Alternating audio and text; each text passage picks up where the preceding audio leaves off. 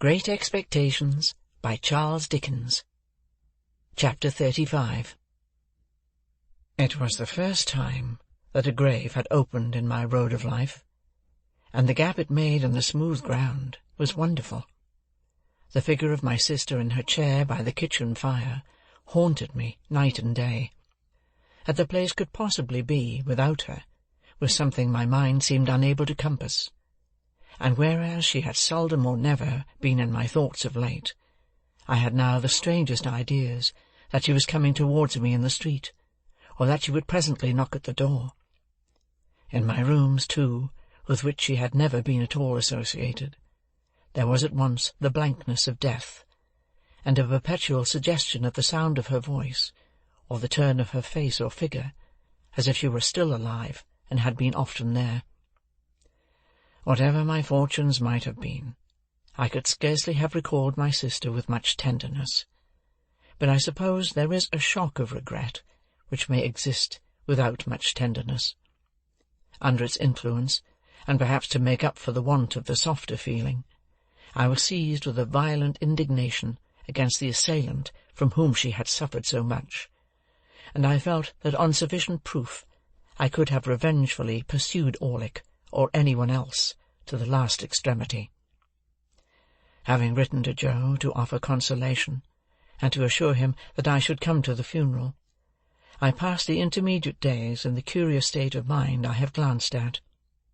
I went down early in the morning, and alighted at the Blue Boar, in good time to walk over to the forge. It was fine summer weather again, and as I walked along, the times when I was a little helpless creature, and my sister did not spare me, vividly returned. But they returned with a gentle tone upon them that softened even the edge of Tickler. For now the very breath of the beans and clover whispered to my heart that the day must come when it would be well for my memory that others walking in the sunshine should be softened as they thought of me. At last I came within sight of the house, and saw that Trabb and Co. had put in a funeral execution and taken possession. Two dismally absurd persons, each ostentatiously exhibiting a crutch done up in a black bandage, as if that instrument could possibly communicate any comfort to anybody, were posted at the front door, and in one of them I recognized the post-boy, discharged from the Boar for turning a young couple into a saw-pit on their bridal morning, in consequence of intoxication, rendering it necessary for him to ride his horse clasped round the neck with both arms.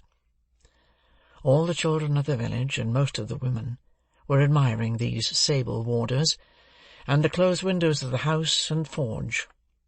And as I came up, one of the two warders, the post-boy, knocked at the door, implying that I was far too much exhausted by grief to have strength remaining to knock for myself. Another sable warder, a carpenter had once eaten 2 geese for a wager, opened the door and showed me into the best parlour. Here Mr. Trabb had taken unto himself the best table, and had got all the leaves up, and was holding a kind of black bazaar with the aid of a quantity of black pins. At the moment of my arrival he had just finished putting somebody's hat into black long clothes like an African baby, so he held out his hand for mine. But I, misled by the action, and confused by the occasion, shook hands with him with every testimony of warm affection. Poor dear Joe, entangled in a little black cloak tied in a large bow under his chin, was seated apart at the upper end of the room, where, as chief mourner, he had evidently been stationed by Trabb. When I bent down and said to him, "Dear Joe, how are you?" he said, "Pip, old chap, you knowed her when she were a fine figure of her," and clasped my hand, and said no more. Biddy, looking very neat and modest in her black dress, went quietly here and there, and was very helpful. When I had spoken to Biddy, as I thought it not a time for talking, I went and sat down near Joe, and I began to wonder in what part of the house she, my sister, was. The air of the parlour being faint with the smell of sweet cake, I looked about for the table of refreshments. It was scarcely visible, until one had got accustomed to the gloom, but there was a cut-up plum-cake upon it, and there were cut-up oranges and sandwiches and biscuits, and 2 decanters that I knew very well as ornaments, but had never seen used in all my life, one full of port and one of sherry. Standing at this table, I became conscious of the servile Pumblechook in a black cloak and several yards of hatband, who was alternately stuffing himself and making obsequious movements to catch my attention. The moment he succeeded, he came over to me, breathing sherry and crumbs, and said in a subdued voice, "May I, dear sir?" and did. I then descried Mr. and Mrs. Hubble, the last named, in a decent speechless paroxysm in a corner. We were all going to follow, and were all in course of being tied up separately by Trabb into ridiculous bundles. "Which I mean to say, Pip," Joe whispered to me, as we were being what Mr. Trabb called formed in the parlour, 2 and 2, and it was dreadfully like a preparation for some grim kind of dance. "Which I mean to say, sir, as I would in preference have carried her to the church myself, along with 3 or 4 friendly ones what come to it with willing hearts and arms, but it were considered what the neighbours would look down on such, and would be of opinions as it were wanting in respect." "Pocket handkerchiefs out, all!" cried Mr. Trabb at this point in a depressed business-like voice. "Pocket handkerchiefs out! We are ready." So we all put our pocket-handkerchiefs to our faces, as if our noses were bleeding, and filed out 2 and 2, Joe and I, Biddy and Pumblechook, Mr. and Mrs. Hubble.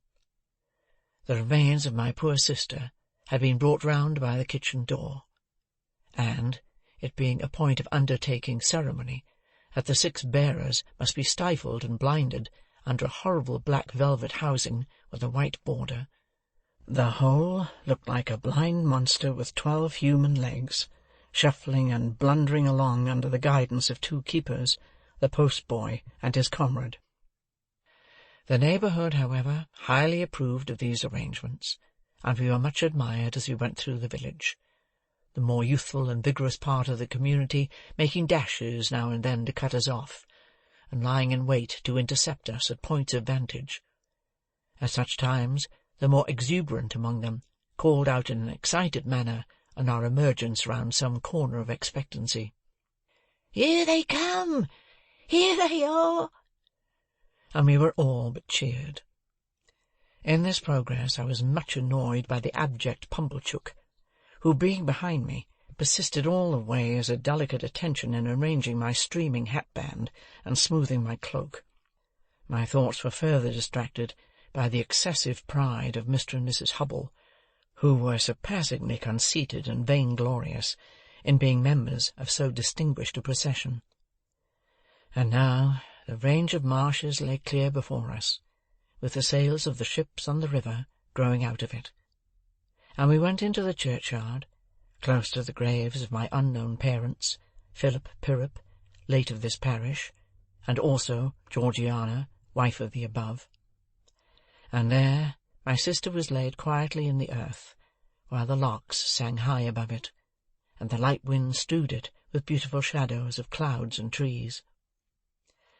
Of the conduct of the worldly-minded Pumblechook while this was doing, I desire to say no more than it was all addressed to me, and that even when those noble passages were read, which remind humanity how it brought nothing into the world and can take nothing out, and how it fleeth like a shadow and never continueth long in one stay, I heard him cough a reservation of the case of a young gentleman who came unexpectedly into large property.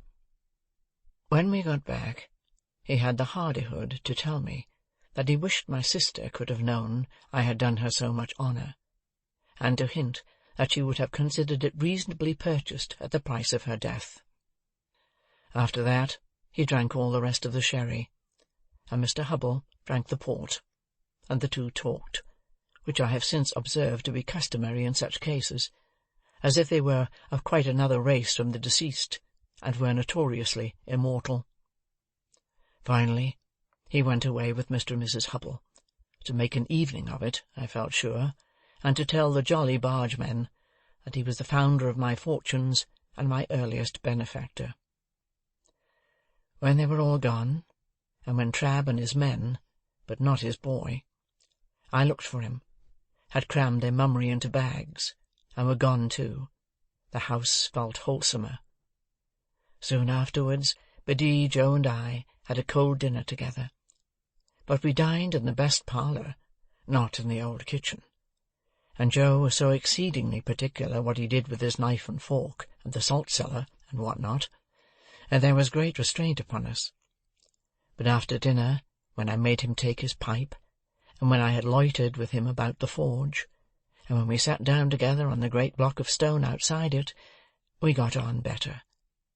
I noticed that after the funeral, Joe changed his clothes so far as to make a compromise between his Sunday dress and working dress, in which the dear fellow looked natural, and like the man he was. He was very much pleased by my asking if I might sleep in my own little room, and I was pleased too, for I felt that I had done rather a great thing in making the request. When the shadows of evening were closing in, I took an opportunity of getting into the garden with Biddy for a little talk. "Biddy," said I think you might have written to me about these sad matters." "Do you, Mr. Pip?" said Biddy. "I should have written if I had thought that." "Don't suppose that I mean to be unkind, Biddy, when I say I consider that you ought to have thought that." "Do you, Mr. Pip?" She was so quiet, and had such an orderly, good, and pretty way with her, that I did not like the thought of making her cry again. After looking a little at her downcast eyes as she walked beside me, I gave up that point. "I suppose it will be difficult for you to remain here now, Biddy, dear?" "Oh, I can't do so, Mr. Pip," said Biddy, in a tone of regret, but still of quiet conviction. "I have been speaking to Mrs. Hubble, and I am going to her to-morrow. I hope we shall be able to take some care of Mr. Gargery together until he settles down." "How are you going to live, Biddy? If you want any "How am I going to live?" repeated Biddy, striking in with a momentary flush upon her face. "I'll tell you, Mr. Pip. I'm going to try to get the place of mistress in the new school nearly finished here. I can be well recommended by all the neighbours, and I hope I can be industrious and patient, and teach myself while I teach others. You know, Mr. Pip," pursued Biddy, with a smile as she raised her eyes to my face, "the new schools are not like the old, but I learnt a good deal from you after that time, and I've had time since then to improve." "I think you would always improve, Biddy, under any circumstances." "Ah, except in my bad side of human nature," murmured Biddy. It was not so much a reproach as an irresistible thinking aloud. Well, I thought, I would give up that point too. So I walked a little further with Biddy, looking silently at her downcast eyes. "I have not heard the particulars of my sister's death, Biddy." "They are very slight, poor thing. She had been in one of her bad states, though they had got better of late, rather than worse. For 4 days, when she came out of it in the evening, just at tea-time, and said quite plainly, 'Joe,' as she had never said any word for a long while, I ran and fetched in Mr. Gargery from the forge. She made signs to me that she wanted him to sit down close to her, and wanted me to put her arms round his neck. So I put them round his neck, and she laid her head down on his shoulder, quite content and satisfied. And so she presently said, 'Joe,' again, and once, 'Pardon,' and once, 'Pip.'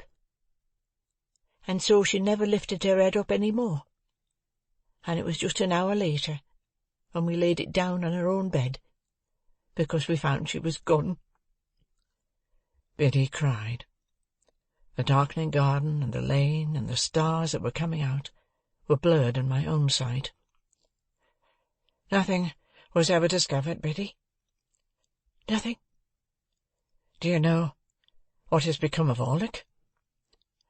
"I should think, from the colour of his clothes, that he is working in the quarries." "Of course you have seen him, then? Why are you looking at that dark tree in the lane?" "I saw him there, on the night she died." "That was not the last time either, Biddy?" "No. I have seen him there since we have been walking here. It is of no use," said Biddy, laying her hand upon my arm as I was for running out. "You know I would not deceive you. He was not there a minute, and he's gone." It revived my utmost indignation to find that she was still pursued by this fellow, and I felt inveterate against him. I told her so, and told her that I would spend any money or take any pains to drive him out of that country. By degrees she led me into more temperate talk, and she told me how Joe loved me, and how Joe never complained of anything. She didn't say, of me. She had no need. I knew what she meant. But ever did his duty in his way of life, with a strong hand, a quiet tongue, and a gentle heart. "Indeed, it would be hard to say too much for him," said I. "And, Biddy, we must often speak of these things, for of course I shall be often down here now. I'm not going to leave poor Joe alone." Biddy said never a single word. "Biddy, don't you hear me?" "Yes, Mr. Pip." "Not to mention your calling me Mr. Pip, which appears to me to be in bad taste, Biddy. What do you mean?" "What do I mean?" asked Biddy timidly. "Biddy," said I, in a virtuously self-asserting manner, "I must request to know what you mean by this." "By this?" said Biddy. "Now don't echo," I retorted. "You used not to echo, Biddy." "Used not?" said Biddy. "Oh, Mr. Pip, used." Well, I rather thought I would give up that point too. After another silent turn in the garden, I fell back on the main position. "Biddy," said I made a remark respecting my coming down here often to see Joe, which you received with a marked silence. Have the goodness, Biddy, to tell me why." "Are you quite sure, then, that you will come to see him often?" asked Biddy, stopping in the narrow garden walk, and looking at me under the stars with a clear and honest eye. "Oh, dear me!" said I, as if I found myself compelled to give up Biddy in despair. "This is really a very bad side of human nature. Don't say any more, if you please, Biddy. This shocks me very much." For which cogent reason I kept Biddy at a distance during supper, and, when I went up to my own old little room, took as stately a leave of her as I could, in my murmuring soul deem reconcilable with the churchyard and the event of the day. As often as I was restless in the night, and that was every quarter of an hour, I reflected what an unkindness, what an injury, what an injustice Biddy had done me. Early in the morning I was to go. Early in the morning I was out, and looking in, unseen, at one of the wooden windows of the forge. There I stood, for minutes, looking at Joe, already at work, with a glow of health and strength upon his face, that made it show as if the bright sun of the life in store for him were shining on it. "Good-bye, dear Joe. No, don't wipe it off. For God's sake, give me your blackened hand. I shall be down soon and often." "Never too soon, sir," said Joe, "and never too often, Pip." Biddy was waiting for me at the kitchen door, with a mug of new milk and a crust of bread. "Biddy," said I, when I gave her my hand at parting, "I am not angry, but I am hurt." "No, don't be hurt," she pleaded, quite pathetically. "Let only me be hurt, if I have been ungenerous." Once more the mists were rising as I walked away. If they disclosed to me, as I suspect they did, that I should not come back, and that Biddy was quite right, all I can say is, they were quite right too. Chapter 35